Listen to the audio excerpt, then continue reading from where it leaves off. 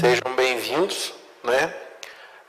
A gente vai tratar um pouquinho hoje da transição de mandato, um pouco amargo para quem sai, bom para quem entra, mas tem que existir um consenso justamente nessa entrega e um bom senso de quem realmente está assumindo como gestor. O porquê que eu falo isso?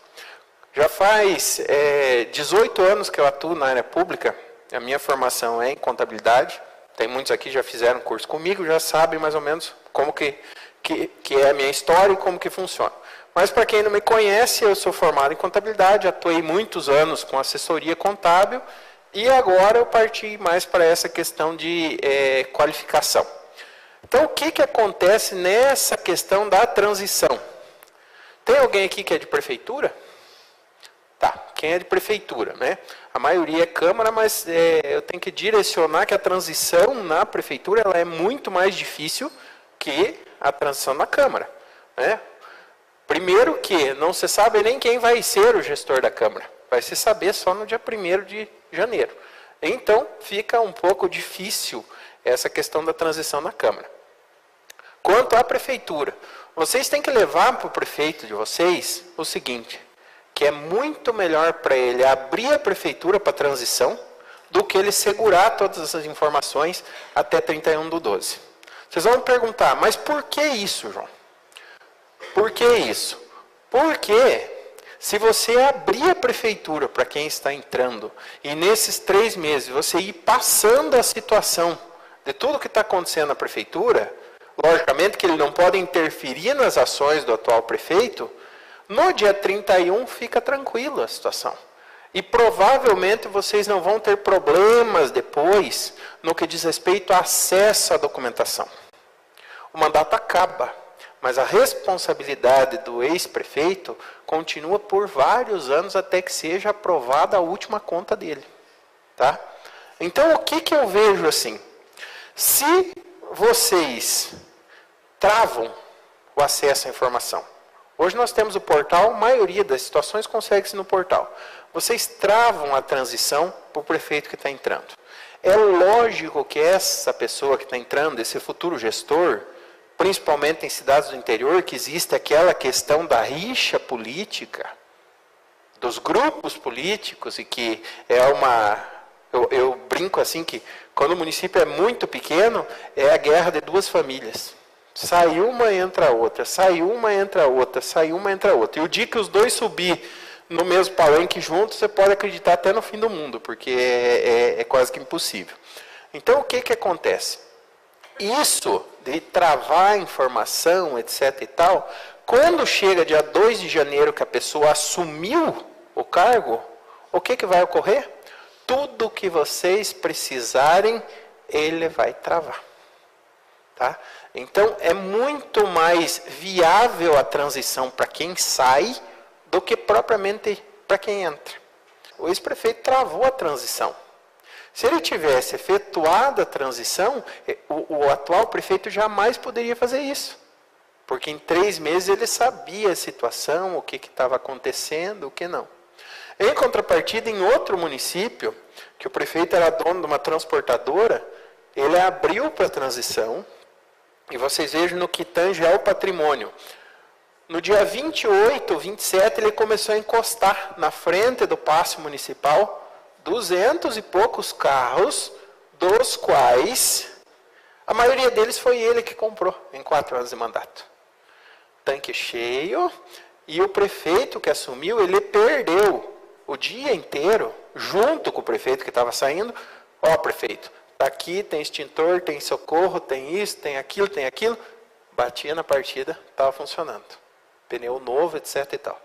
Então, a transição evita essa questão da pessoa sair falando que o prefeito deixou a prefeitura sucateada, que o prefeito deixou dessa maneira, que o prefeito isso, que o prefeito aquilo.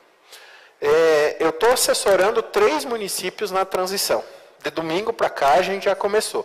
Num deles, o prefeito simplesmente respondeu o ofício que ele não vai formar a equipe, que ele é o prefeito até 31/12, que ele não vai fornecer nenhuma informação. Tá? Então, você imagine a situação deste prefeito quando o prefeito que propôs a transição entrar. Até porque tem uma coisa muito importante que vocês têm que cuidar e olhar lá, tanto Câmara quanto Prefeitura, na entidade de vocês, no que tange ao nosso querido SINHAEM. Porque se o SINHAEM estiver atrasado, ou mesmo o SINHAEM de dezembro, você não consegue mandar em 31 de dezembro. Você pode deixar ele encaminhado, mas ele não vai transmitir em 31 de dezembro. Quem vai efetuar isso? Se você travar a transição, o outro prefeito vai dizer assim, a equipe que cuidava de SINHAEM, porque ainda existem muitos terceirizados nesse sentido, não vai entrar aqui para fazer. E ele vai manipular os dados, a equipe dele pode manipular os dados da maneira que quiser, para prejudicar o ex-prefeito. Volto lá no interior a falar no interior. Por que tem que se cuidar com isso? Para não ficar inelegível. Por quê? Se existe uma guerra de famílias, se existe uma guerra de grupos políticos, é lógico que se eu tirar o prefeito do páreo, ou a prefeita do páreo, daqui 4 anos não vai me incomodar. O meu grupo tem mais chances de continuar no poder, apesar de não existir mais a reeleição. Então, falando assim no coloquial, quando eu permito a transição, o que eu estou efetuando? Eu, prefeito, que estou no cargo. Eu quebro as pernas do adversário para dizer qualquer coisa depois. São 3 meses, dos quais vocês, logicamente, são 2 equipes, uma da prefeitura e outra de quem está entrando, para cada uma das áreas que a gente vai ver durante o curso. Tá? Então, assim, a critério de conselho. Diz que conselho, se fosse bom, a gente não dava, vendia. Mas conselho de amigo vale. Então, conselho de amigo para vocês é chegar daqui do curso, chegar para o presidente da Câmara, chegar para o prefeito e falar assim, vamos abrir a transição porque é melhor para o senhor. Quem sai ganhando é quem está saindo. Tá? Então, o que nós vamos ver agora na parte da manhã é basicamente o período depois das eleições até 31 de dezembro, o que vocês podem e o que vocês não podem efetuar. E alguns exemplos práticos de gestores que efetuam situações para querer acertar algumas coisas na prefeitura, só que eles podem ter um problema seríssimo na entrega de mandato posterior. Ontem mesmo, só adiantando aqui como exemplo, ontem mesmo à tarde eu estava aqui na escola para atender um pessoal de uma cidade que subiu aqui para conversar com a gente e recebi um telefonema de uma prefeitura, da qual eu não atendo, mas teve um aluno meu aqui na escola, dizendo assim, professor, nós estamos com um problema sério aqui na cidade. O prefeito se elegeu, essa pessoa era coordenador de campanha do prefeito que se elegeu. O próximo prefeito ganhou a eleição e o atual prefeito demitiu ontem 60 comissionados. Tá, até aí tudo bem. Só que sabe o que ele fez?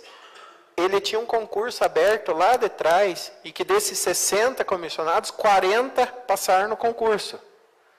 Ele fez um decreto de chamamento público chamando essas pessoas para o concurso. Ou seja, perante a lei, o que não pode na lei, ele está fazendo dentro da lei. Mas é uma situação imoral. Porque você veja bem, se o município tem 60, vamos colocar esse número que foi passado. Se o município tem 60 cargos comissionados, eu demiti os 60 e estou nomeando 40 no concurso, como que vai ficar a situação do próximo prefeito? Ele só tem 20 comissionados, por causa do índice de despesa com o pessoal. Então, assim, o porquê que a transição é interessante também? Para preservar algumas situações para o próximo prefeito. Daí, o que eu mencionei? Vocês vão entrar com a transição? Não vamos entrar porque esse prefeito jamais vai deixar efetuar a transição. Ele falou que vai entregar a prefeitura no dia 31 de dezembro, à meia-noite. Ou seja, acabou com o ano novo de todo mundo, né? Meia-noite ele quer entregar a prefeitura. Então, assim, o que você orienta numa situação dessa? correr para o Ministério Público. O advogado do prefeito eleito e o prefeito eleito se munir dessa documentação das exonerações e se munir do chamamento desses funcionários para levar para o Ministério Público e dizer, ó, existe extrema necessidade da contratação dessas pessoas nesses cargos? Caso não exista, é para garantir que o próximo prefeito fique engessado.